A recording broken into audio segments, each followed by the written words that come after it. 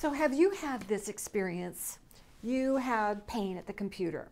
So you went out and you spent a fortune, maybe $1,200 on a new chair, a new keyboard, or one of those new vertical mice. And you were very surprised to find that that didn't really help. Well, the problem with ergonomics is that it's not going to solve repetitive strain injury. There are just too many risk factors going on, and you need to address all of them in order to prevent RSI, or in order to cope with it so that you can continue doing your job without being in screaming pain all the time. Thinking that a new keyboard or a new chair or a new mouse is going to solve your problem is kind of like saying to yourself, I'm going to bake a cake and I've got the 2 eggs. You need the 2 eggs, you need the flour, you need the leavening agent, the baking powder, baking soda, you need the preheated oven, you need the right pan, you need all these different factors in order to bake a cake. And in the same way, you need to take care of all of these factors to take care of repetitive strain injury. Let's look at the first risk factor, overuse. So how is ergonomics going to help you if you keep using your hands over and over and over again? In fact, being more comfortable at your workstation might actually make things worse because you'll stay and work longer. Sitting is very dangerous, and it's also extremely difficult to use your arms properly when you are sitting. And if you think that a sit-stand workstation is a solution, see the video on my ergonomics playlist, because we'll talk about whether that's really the solution or not. Awkward positioning. The tools that you're using in and of themselves will lead to awkward positioning. Take the keyboard. So in order to use the keyboard, you have to bend your elbows and turn your palms down. That in and of itself places enormous strain on all these nerves and muscles and tendons that go all the way up the arm. So the keyboard itself leads to repetitive strain injury because of the position that it puts you in. And then there's the mouse. So people very often get terrible shoulder injuries and other kinds of injuries all the way up the upper extremity from using their mouse. So they think, oh, I'll just get one of those vertical mice. And so you're just going to shift the injury from, say, the wrist or the elbow up to the shoulder and neck. So a new mouse will not be the answer. Furthermore, the mouse in and of itself leads to an awkward position called ulnar deviation. That's when you're taking your wrist and turning it sideways. And you do that over and over and over again, and you can give yourself a very, very bad elbow injury and other problems. Repetition. How is ergonomics going to help you if you're making repetitive movements all day long at your computer or your job doing something else that's repetitive?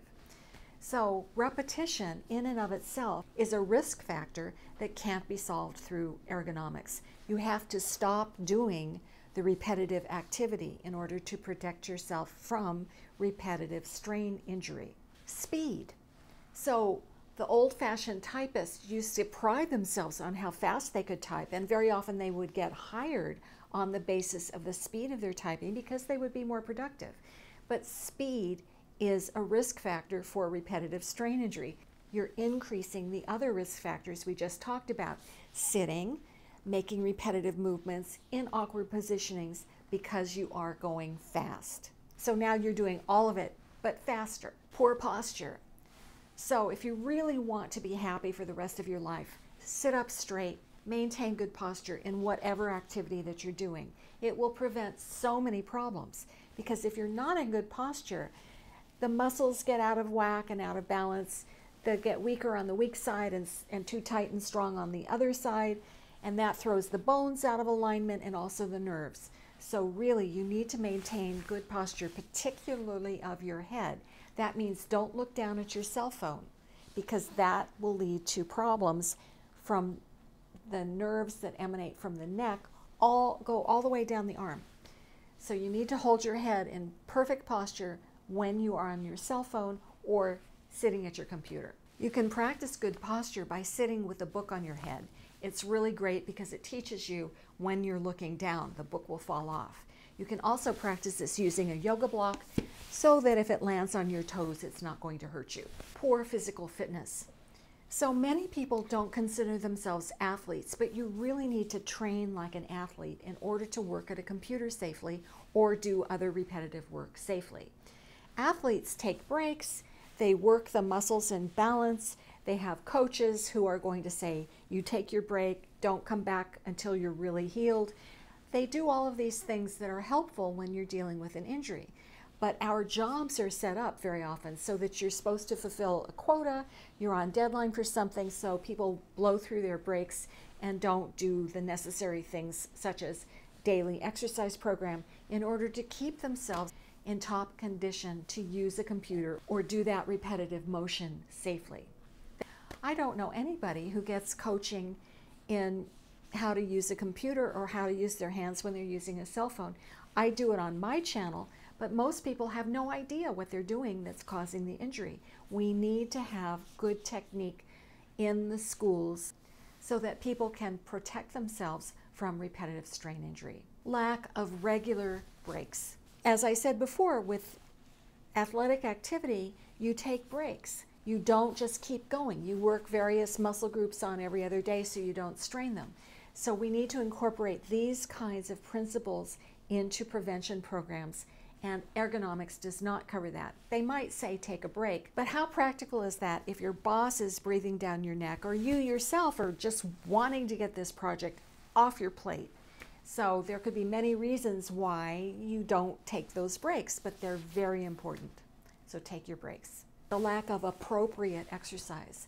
When I'm saying appropriate exercise, I mean exercise that's not going to make everything worse. Please do not do push-ups, down dog, or anything that bears weight on the hand. The hand is not a weight-bearing joint, and that includes the shoulder, not weight-bearing. So you don't want to do those sorts of activities at the gym or in your fitness classes. This can require some inner strength because your teacher may be thinking, you know, why aren't you joining in with everyone? Or other people may think that. But it's not appropriate, especially if you're overusing your hands at the keyboard or doing this other repetitive activity. It can just create additional strain on the already strained muscles of your forearms or your upper extremity. So the other problem that people can get into at the gym is over gripping. Some people just really use a lot of excess tension when they're doing the row machine or their lat pull downs or they're working out with weights. Please do not do that. Use an appropriate amount of energy to grasp the weight, but don't over grip.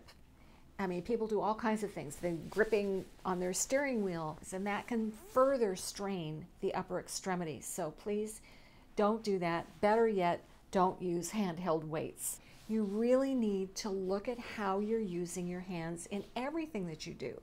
So the main culprits are dorsiflexion, which is this movement, and ulnar deviation, which is that movement, but there's all kinds of other things that you can see, and I see them when I'm doing personal consultations with people. Believe me, I think I've seen everything until that one new person comes and I've never seen that technique before. So I show people how to hold their hands in a more neutral position so that they don't give themselves carpal tunnel syndrome or epicondylitis or some other terrible injury that's going to be, most of the time, a chronic thing that they will always have to be careful with.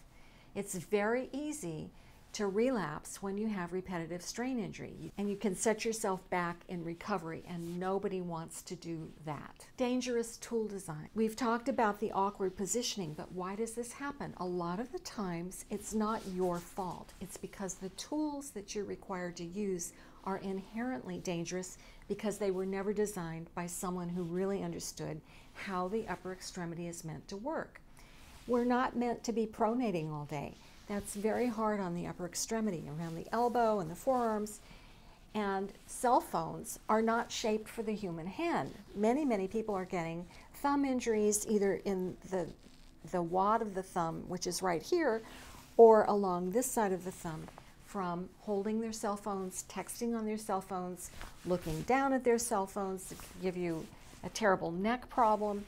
So these things are strictly because the tools are poorly designed, and we need to, as consumers, demand safer tools to work with. For instance, just hitting the space bar with your thumb can lead to terrible thumb injuries. And that's because the space bar is placed where it is. The thumb should not be made to do this movement. It's meant to be doing a power grip. And just because you can do a movement doesn't mean you should do a movement. You're sacrificing here stability for mobility. It's like the shoulder. It's very easily injured because it can go around in big circles. But that does not mean that you should put it in awkward positions, because that will lead to an injury. So these kinds of things need to be addressed by people who understand human anatomy. They should not be designed by people who are looking to make designs that look cool, but actually put the human hand at great risk. The other thing I'd like to say about ergonomics is that many people find that making ergonomic changes simply results in moving the injury around from one spot to another. And most people with repetitive strain injury wind up getting diagnosed with more than one repetitive strain injury because they are making substitution or compensatory movements with their body. Now that they've injured one part, they're shifting to another part, and we don't want to do that. So for instance, if you're having mouse problems, don't think you're going to solve it by using the mouse with your other hand. That just means you're going to injure the other hand too. So we really need to look at these things more closely.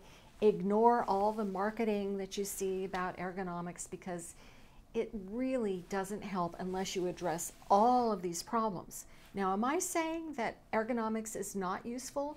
No, it is useful to a point. My advice is to get the best equipment and design the best workstation for your job that you can, and use it as little as possible.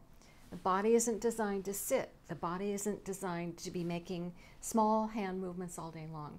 So if you want to be healthy, you really need to take a broad look at all the risk factors. So when you're upgrading your workstation, it's not going to be helpful if you're slouching all day or have terrible head posture, forward head posture, or you're slamming your thumbs at the keyboard all day. Those things need to be addressed through your awareness of good technique and all of these other things that we've just talked about. So if you want to avoid RSI or improve the way that you feel when you're at your workstation, you need to look at the whole picture. And I'd like to say another word. If you don't think this applies to you, just remember that repetitive strain injury is a cumulative trauma injury. It doesn't happen overnight. It creeps up on you. You have to be aware of these very subtle risk factors if you really want to take care of yourself. It's not worth it if you get an injury. So I hope this has answered some of your questions about ergonomics. If you have more questions, drop them in the comments below. I love to hear from you. And be sure to watch the video that's coming up next.